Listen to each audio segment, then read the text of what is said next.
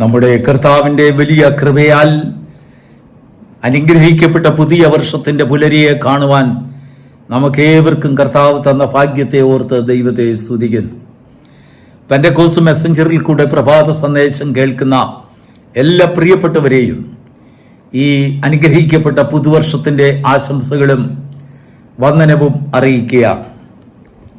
ഇന്നത്തെ നമ്മുടെ പ്രഭാത ധ്യാനത്തിനായി തിരുവചനത്തിൽ നിന്നും ഒരു വേദഭാഗം തുടക്കത്തിൽ വായിക്കാൻ ആഗ്രഹിക്കുന്നു. വെളിപ്പാട് പുസ്തകം 21-ാം അധ്യായത്തിൻ്റെ 4-5 വാക്യം. അവൻ അവരുടെ കണ്ണിൽ നിന്ന് കണ്ണുനീരെല്ലാം തുടച്ചു കളയും. ഇനി മരണമുണ്ടാകുകയില്ല, ദുഃഖവും മുറവിളിയും കഷ്ടതയും ഇനിയും ഉണ്ടാകുകയില്ല. ഒന്നാമത്തേത് കഴിഞ്ഞുപോയി, ഇതാ ഞാൻ സകലതും പുതിയതാക്കുന്നു എന്ന് അരുളി ചെയ്യുന്ന ശബ്ദം ഞാൻ കേട്ടു. ദൈവത്തിന് സ്തോത്രം. ദൈവമക്കൾ എല്ലാവരും ആഗ്രഹിക്കുന്ന ഒരു കാര്യമാണ് പുതുതായി ദൈവം സൃഷ്ടിക്കുന്നതായ ദിവസത്തിന്റെ ആ പുലരിയെ കാണുവാനുള്ളത് ഒരു ഭാഗ്യം. ദൈവം നമ്മോട് ചെയ്തതായ വാഗ്ദത്തം നമ്മുടെ കണ്ണിൽ നിന്ന് കണ്ണുനീരെല്ലാം തുടച്ചു കളയും. ദുഃഖം ഇനി ഉണ്ടാകിയില്ല, മുറവിളി ഉണ്ടാകിയില്ല, മരണമുണ്ടാകിയില്ല, കഷ്ടതയുണ്ടാകിയില്ല, യാതനകൾ ഉണ്ടാകിയില്ല.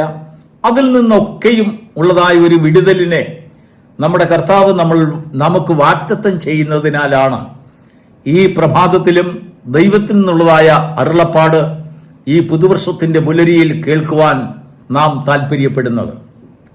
പുതുവർഷം കേവലം ഒരു കലണ്ടർ ഡേറ്റ് അല്ല, അതൊരു മാനസിക ധാരണയാണ്. നമ്മുടെ ജീവിത കഥകളെ തിരുത്തി എഴുതുവാനുള്ള അവസരമാണ് പുതുവർഷം. എന്നും നമുക്ക് ഓർത്തിരിക്കുവാനും അഭിമാനിക്കുവാനുമുള്ള അനേക നിമിഷങ്ങളെ സൃഷ്ടിച്ചെടുക്കുവാനുള്ളതായ അവസരമാണ് പുതുവർഷം എന്ന് പറയുന്നത്. നമുക്കറിയാം, എല്ലാ പുതുവർഷത്തിലും നമുക്കൊരാഗ്രഹം, ഇനിയും കഷ്ടത ഉണ്ടാകരുത്, ഇനിയും കണ്ണുനീരുണ്ടാകരുത്. ഈ പുതിയ വർഷത്തിൽ നമുക്ക് കണ്ണുനീരില്ലാത്ത നാളുകൾ വേണം, കഷ്ടതയില്ലാത്ത നാളുകൾ വേണം. കഷ്ടതയുള്ളപ്പോഴൊക്കെയും അവിടെ വന്ന് താങ്ങുവാനും സഹായിക്കുവാനും കഴിയുന്നതായ ദൈവത്തിൽ നമുക്ക് കൂടുതൽ ആശ്രയിക്കുവാൻ കഴിയണം. ഇതൊക്കെയാണ് നമ്മുടെ ജീവിതത്തിലെ ആഗ്രഹം. ഈ വചനം കേൾക്കുന്ന സകല മാനവജാതിയുടെയും, അല്ല എങ്കിൽ ഈ ലോകത്തിലുള്ളതായ സകല ജാതി മത വ്യത്യാസമന്യേ സകലരും പുതുവർഷത്തിൽ ആഗ്രഹിക്കുന്നതായ ഒരു കാര്യം, ഇനിയും കഷ്ടതയുണ്ടാകരുത്, ഇനിയും നിലവിളി ഉണ്ടാകരുത്, ഇനിയും മുറവിളി ഉണ്ടാകരുത്. ദൈവത്തിന് സ്തോത്രം. നമ്മുടെ കർത്താവ് നമുക്ക് വാഗ്ദാനം ചെയ്യുന്നതായ വാഗ്ദത്തങ്ങളെ കുറിച്ചാണ്. പുതിയതായി ദൈവം സൃഷ്ടിക്കുന്നതായ നാളുകളിൽ നമുക്ക് എന്ത് വെച്ചിരിക്കുന്നുവോ അതാണ് നാം ഇപ്പോൾ വായിച്ചു കേട്ടത്. ഇനി മരണമുണ്ടാകുകയില്ല. മരണത്തിന്റെ വേദന പങ്കിട്ടതായ അനേക ഭവനങ്ങൾ നമ്മുടെ ഇടയിലുണ്ട്. മരണത്തിന്റെ വേദനയിൽ കൂടെ കടന്നു പോകുന്ന അനേകർ നമ്മുടെ ഇടയിലുണ്ട്. മരണത്തെ ഭയപ്പെടുന്നവരുണ്ട്. മരണത്തെ ഒരിക്കലും കാണരുതെന്ന് ആഗ്രഹിക്കുന്നവരുമുണ്ട്. അവരോടൊക്കെ ദൈവം പറയുന്നത്, ദൈവത്തിന്റെ വചനം വാഗ്ദാനം ചെയ്യുന്നത്, ഇനിയും മരണമുണ്ടാകുകയില്ല, ഇനിയും കഷ്ടത ഇനിയും കാണരുതെന്ന് ആഗ്രഹിക്കുന്നവരോട് ദൈവത്തിന്റെ വചനം പറയുന്നത്, ഇനിയും കഷ്ടതയുണ്ടാകുകയില്ല, ഇനിയും കണ്ണുനീരുണ്ടാകുകയില്ല. അടിക്കടി നിന്റെ ഭവനത്തിൽ നിന്ന് മാറാതെ നിൽക്കുന്ന കണ്ണുനീർ. എന്തെല്ലാം ചെയ്തിട്ടും, എങ്ങനെയൊക്കെ ജീവിച്ചിട്ടും, എങ്ങനെയൊക്കെ സമ്പാദിച്ചിട്ടും മാറി മാറി വരുന്ന ദുരിതങ്ങൾ കൊണ്ടുവരുന്നതായ കണ്ണുനീർ. അത് നിന്റെ ജീവിതത്തിന് സന്തുലിതാവസ്ഥയെ ഉലയ്ക്കുന്നതായ ജീവിത സാഹചര്യങ്ങളെ സൃഷ്ടിച്ചുകൊണ്ട് ജീവിതത്തിൽ കൈപ്പേറിയ ദിനങ്ങൾ ഓരോ ദിവസവും കൂട്ടിക്കൂട്ടി കൊണ്ടുവരുന്ന ആ അനുഭവത്തിൽ നിന്നുള്ളതായ ഒരു വിടുതൽ പുതുവർഷത്തിലെങ്കിലും ദൈവമക്കൾ ആഗ്രഹിക്കുകയാണ്. പുതിയ ആരംഭങ്ങളുടെയും അന്തമില്ലാത്ത സാധ്യതകളുടെയും വാഗ്ദാനങ്ങളും, അവയൊക്കെ ആ വാഗ്ദാനങ്ങളെയും വാഗ്ദത്തങ്ങളെയും വഹിച്ചും കൊണ്ട് എരിഞ്ഞടങ്ങിയതായ ഒരു ചാര കൂമ്പാരത്തിൽ നിന്നും ഒരു സാങ്കല്പിക പക്ഷി ആകുന്നതായ ഫോനിക്സ് എന്ന് പറയുന്ന ഒരു സാങ്കല്പിക പക്ഷി ഉയർന്നു വരുന്നത് എങ്ങനെയോ അതുപോലെയാണ് പുതുവർഷത്തിൽ നമ്മുടെ ഓരോരുത്തരുടെയും ജീവിതത്തിൽ ഉണ്ടാകുന്ന അനുഭവം.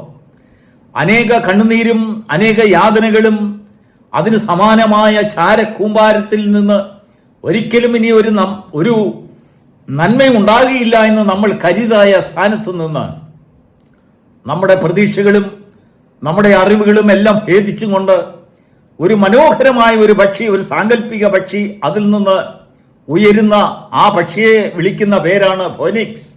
ദൈവത്തിന് സ്തോത്രം.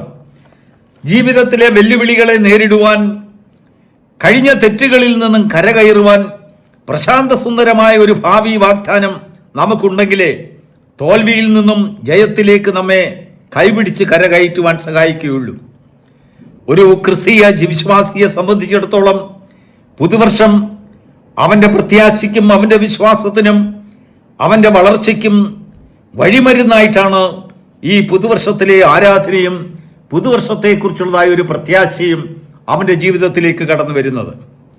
അങ്ങ് ദൂരെ വിശ്വാസത്താൽ കാണുന്നതായ ഒരു കൈപ്പണിയല്ലാത്ത പട്ടണത്തെക്കുറിച്ചുള്ളതായ ഒരു വാഗ്ദാനം അവന്റെ ജീവിതത്തിൽ ഓരോ പുതുവർഷത്തിലും പ്രത്യാശയും ആഴമേറിയ വിശ്വാസവും അവന് വാഗ്ദാനം ചെയ്യുന്നുണ്ട്.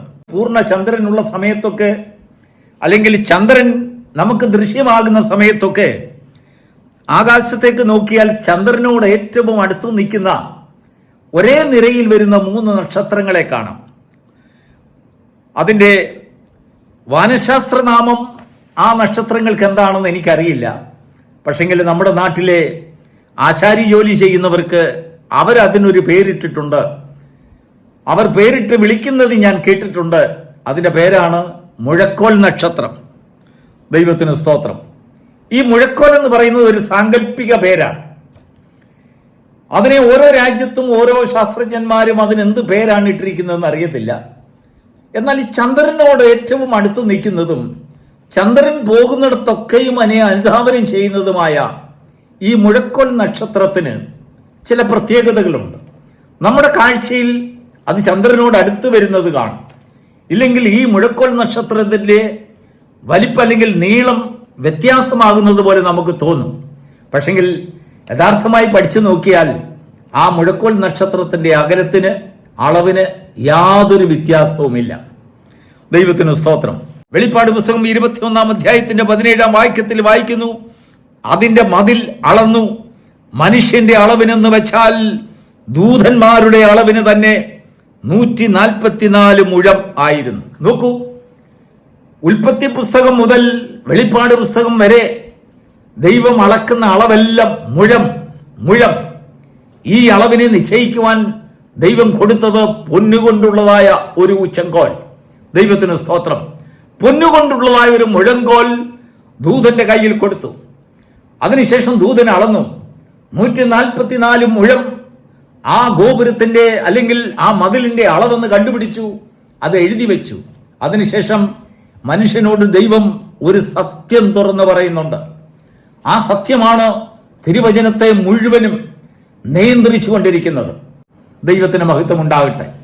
അല്പം കൂടെ വ്യക്തമാക്കി പറഞ്ഞാൽ, ദൈവവചനത്തിൽ നാം വായിച്ചതായ ഭാഗം വെളിപ്പാട് പുസ്തകം 21-ാം അധ്യായത്തിന്റെ 17-ാം വാക്യം, മനുഷ്യന്റെ അളവിന് എന്ന് വെച്ചാൽ. അപ്പോൾ എന്ന് വെച്ചാൽ എന്നുള്ളതായ ഒരു വാക്ക് വേദപുസ്തകത്തിൽ നിന്നും എടുത്തു മാറ്റിയാൽ കേവലം വേദപുസ്തകം അല്ലെങ്കിൽ ദൈവത്തിന്റെ വാഗ്ദാനങ്ങളും വാഗ്ദത്തങ്ങളും ഒക്കെ അത് മനുഷ്യനിർമ്മിതമായി പോകും. എന്ന് വെച്ചാൽ എന്ന് പറയുന്നതായ ഒരു ഭാഗമാണ് ദൈവം നമ്മോട് കൽപ്പിക്കുന്നതായ വാക്കുകളുടെ ഒക്കെയും അർത്ഥം ഇന്നതാണ്. നീ മനസ്സിലാക്കേണ്ടതായ കാര്യം ഇതാണ്. നിന്റെ അളവ് കൊണ്ട് നീ പലതും അളക്കും. നീ കാണുന്ന പല നക്ഷത്രങ്ങൾക്ക് നീ പേരിടും. നീ കാണിക്കുന്നതായ പല കാര്യങ്ങളും അതിനെ അർത്ഥസൂചകമായി അതിനെ വിവർത്തനം ചെയ്യും. നിന്റെ ഉപദേശവും ധാരണയും നിന്റെ ആശയവും ഒക്കെയും അത് മാനുഷികമാണെങ്കിലും അത് ദൈവത്തിന്റെ അളവിനും ദൈവത്തിന്റെ ധാരണയ്ക്കും ദൈവം നമുക്ക് വേണ്ടി കൽപ്പിച്ചിരിക്കുന്നതായ ആ സത്യത്തിന്റെ ഉറവിടത്തിലേക്കും നമ്മെ കൊണ്ടെത്തിക്കുന്നതായിരിക്കണം. മനുഷ്യനെയും ദൂതന്മാരെയും തമ്മിൽ ബന്ധിപ്പിക്കുന്ന അളവിനാൽ ഏത് കാര്യങ്ങൾ ചിന്തിക്കുന്നുവോ, ഏത് ദിവസങ്ങളെ നിങ്ങൾ എണ്ണുന്നുവോ, ഏത് വർഷത്തെ നിങ്ങൾ എണ്ണുന്നുവോ, അതാണ് സാധ്യമായി വരിക. അവിടെയാണ് മരണമില്ലാത്തത്, അവിടെയാണ് ദുഃഖമില്ലാത്തത്, അവിടെയാണ് നിലവിളിയില്ലാത്തത്. പ്രിയപ്പെട്ട ദൈവത്തിന്റെ മക്കളെ, നമ്മുടെ ജീവിതത്തിൽ ധാരാളം അളവുകൾ നാം അളക്കുന്നുണ്ട്. നമ്മുടെ ജീവിതത്തിൽ ധാരാളം കാര്യങ്ങളെക്കുറിച്ച് നമ്മൾ സംസാരിക്കും. അനേകം വർഷങ്ങൾ നമ്മെ തൊട്ടുതുരുമി നമുക്ക് അനേക വാഗ്ദാനങ്ങൾ തന്നു പോകുന്നുണ്ട്. പല വാഗ്ദാനങ്ങളും നിറവേറുന്നു, പലതും നിറവേറുന്നില്ല. എന്നാൽ നിറവേറപ്പെടാത്തതായ വാഗ്ദാനങ്ങളെയൊക്കെയും നാം മാനുഷിക രീതിയിൽ അതിനെ അളക്കുന്നു. ദൈവം ഉപയോഗിക്കുന്നതായ മുഴം അത് ദൈവത്താൽ നിർമ്മിതമായിട്ടുള്ളതായ അല്ലെങ്കിൽ ദൈവം ഉറപ്പിച്ചു വച്ചിരിക്കുന്നതായ അളവുകോലാണ്. ദൈവത്തിന് മഹത്വം ഉണ്ടാകട്ടെ. ദൈവം നമുക്ക് തന്നിരിക്കുന്നതായ അളവുകൾ മുഴുവനും അത് ദൂതന്റെ അളവിനോട് സാമ്യപ്പെടുത്തുന്നതായിരിക്കണം. അതിനെയാണ് ദൈവത്തിന് വെച്ചിരിക്കുന്ന ദൈവം നമുക്ക് തന്നിരിക്കുന്നതായ പ്രത്യാശയുടെ സാക്ഷാത്കാരങ്ങൾ അവിടെയാണ് സഫലമായി തീരുക. അവിടെയാണ് ദൈവത്തിന്റെ വാഗ്ദത്തങ്ങളെ മനുഷ്യൻ അവകാശമാക്കി വയ്ക്കുന്നത്. നമ്മൾ നമ്മുടേതായ രീതിയിൽ പല കാര്യങ്ങളും പ്രത്യാശിക്കുന്നു. നമുക്ക് പല പ്രതീക്ഷകളും ഈ പുതുവർഷത്തിൽ നമുക്ക് ഉണ്ടായേക്കാം. അതൊക്കെ നമ്മുടെ അളവിൻ പ്രകാരമുള്ളതാണ്. ഇന്ന മാസങ്ങളിൽ ഇന്ന കാര്യങ്ങൾ നടക്കണമേ എന്ന് ആരാധനയ്ക്കിടയിൽ നമ്മൾ ചിന്തിക്കുന്നു. നമ്മുടെ കുഞ്ഞുങ്ങളെ കുറിച്ച് ചിന്തിക്കുന്നു, നമ്മുടെ ഭാവിയെക്കുറിച്ച് ചിന്തിക്കുന്നു, നമ്മുടെ ഭവനത്തെക്കുറിച്ച് ചിന്തിക്കുന്നു. പാടുമ്പോഴും പ്രാർത്ഥിക്കുമ്പോഴും പ്രസംഗിക്കുമ്പോഴും നാം ദൈവാത്മാവിനാൽ നിറയപ്പെടുമ്പോഴും ചരിക്കുമ്പോഴും ഒക്കെ നമ്മുടെ ഉള്ളിൽ ഈ വർഷം എനിക്ക് വേണ്ടി എന്ത് വച്ചിരിക്കുന്നു നമ്മൾ അളക്കുകയാണ്. നമ്മുടെ അളവുകൾ മുഴങ്ങളായി ആ മുഴങ്ങൾക്കൊക്കെയും നാം കൊടുക്കുന്നതായ അകലം ദൈവത്തിന് സ്തോത്രം. എന്നാൽ ദിവസങ്ങളെ വേർതിരിക്കുന്നതായ, കാലങ്ങളെ വേർതിരിക്കുന്ന, വർഷങ്ങളെ വേർതിരിക്കുന്നതായ, കാലകാലങ്ങളെ നമുക്ക് വേർതിരിച്ചു തരുന്നതായ, വിവേചിച്ചു തരുന്നതായ, ചന്ദ്രനോട് ഏറ്റവും അടുത്ത് നിൽക്കുന്നതായ ആ മുഴങ്കോൽ നക്ഷത്രങ്ങൾക്ക് അതിന് യാതൊരു അകൽച്ചയും വികൽച്ചയും ഉണ്ടാകുന്നില്ല. അതെന്നേക്കും സ്ഥിരമാണ്. ചന്ദ്രൻ പോകുന്നിടത്തൊക്കെയും പോകുന്നു, ചന്ദ്രൻ സഞ്ചരിക്കുന്നിടത്തൊക്കെയും സഞ്ചരിക്കുന്നു. ചന്ദ്രൻ ഉദിക്കുമ്പോൾ അതും ഉദിക്കുന്നു, ചന്ദ്രൻ അസ്തമിക്കുമ്പോൾ അതും അസ്തമിക്കുന്നു. ചന്ദ്രന്റെ ഉദയം കൊണ്ടും അസ്തമനം കൊണ്ടും നാം ദിവസവും ആഴ്ചകളും മാസങ്ങളും വർഷങ്ങളും നിശ്ചയിക്കുന്നു. ദൈവത്തിന് മഹത്വം ഉണ്ടാകട്ടെ. എന്നാൽ ആ നിശ്ചയത്തിനൊക്കെയും സൂര്യൻ ഒരു പ്രകാശധാര കൊടുക്കുന്നത് പോലെ, ഒരു സോളാർ സിസ്റ്റം അതിന് കൊടുക്കുന്നത് പോലെ, ഇന്ന് ദൈവത്തിന്റെ സന്നിധിയിൽ നാം പ്രത്യാശിക്കുന്ന പ്രത്യാശികൾക്കൊക്കെയും ഒരു അത്ഭുത പ്രകാശം നമ്മളാൽ കൊടുത്തെങ്കിൽ മാത്രമേ നാം ചിന്തിക്കുന്ന രീതിയിൽ നാം അളക്കുന്ന അളവുകൾ പ്രകാശഭരിതമായി തീർന്ന് നമ്മുടെ ജീവിതത്തിലേക്ക് അത് അനുഗ്രഹമായി വരികയുള്ളൂ. ഇന്ന് പ്രഭാതത്തിൽ ദൈവത്തിന്റെ ശബ്ദം കേൾക്കുന്ന, ഈ പ്രഭാത സന്ദേശം കേൾക്കുന്ന പ്രിയപ്പെട്ട ദൈവമക്കളെ, നിങ്ങൾക്ക് ഓരോരുത്തർക്കും, നമുക്കെല്ലാവർക്കും മനുഷ്യനാണോ, ആ മനുഷ്യർക്കെല്ലാവർക്കുമുള്ള ഒരു ആഗ്രഹമാണ് ഇനിയും ദുഃഖമുണ്ടാകരുത്, ഇനിയും കണ്ണുനീരുണ്ടാകരുത്. ദൈവം എനിക്ക് ഈ വർഷത്തെ അനുഗ്രഹിച്ചു തരികയാണെങ്കിൽ എന്റെ ഭവനത്തിൽ കണ്ണുനീരുണ്ടാകരുത്, എന്റെ ഭവനത്തിൽ ദാരിദ്ര്യം ഉണ്ടാകരുത്, എന്റെ കുഞ്ഞുങ്ങൾ അനാഥമാകരുത്, എന്റെ കുഞ്ഞുങ്ങൾ വളരണം, അവർ അഭിവൃദ്ധി പ്രാപിക്കണം. ആ ആഗ്രഹം നല്ലത് തന്നെ. പക്ഷെങ്കിൽ ആ ആഗ്രഹങ്ങളൊക്കെയും നിന്റെ ജീവിതത്തിൽ സാധ്യമാകണമെങ്കിൽ ആ ആഗ്രഹങ്ങളുടെ തുമ്പത്ത് ഒരാഗ്രഹം ഉണ്ടാകണം.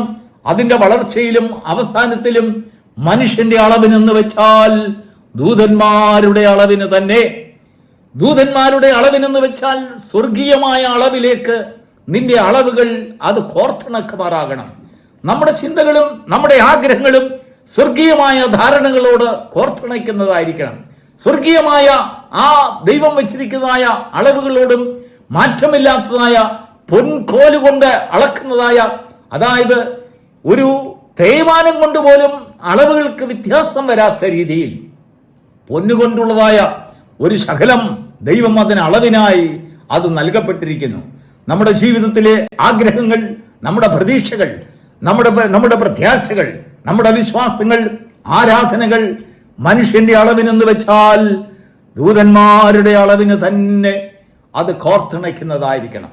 പക്ഷെങ്കിൽ നമ്മുടെ പുതുവർഷങ്ങളും നമ്മുടെ ദിവസങ്ങളും പ്രഭാതങ്ങളും നിമിഷങ്ങളും ആഗ്രഹങ്ങളും നമ്മുടെ ആരാധനകളും നമ്മുടെ സംഗീതങ്ങളും നമ്മുടെ ആലോചനകളും നമ്മുടെ പ്രാർത്ഥനകളും ദൂതന്മാരുടെ അളവിലേക്ക് ചെന്നെത്തുന്നതാണെങ്കിൽ അവിടെ മരണമുണ്ടാകുകയില്ല, അവിടെ ദുഃഖമുണ്ടാകുകയില്ല, അവിടെ നീ പ്രത്യാശിക്കുന്ന സകല പ്രത്യാശകളുടെയും നിർവൃതി നിനക്കും നിന്റെ കുടുംബത്തിനും സ്വായത്തമാക്കുവാൻ കഴിയും.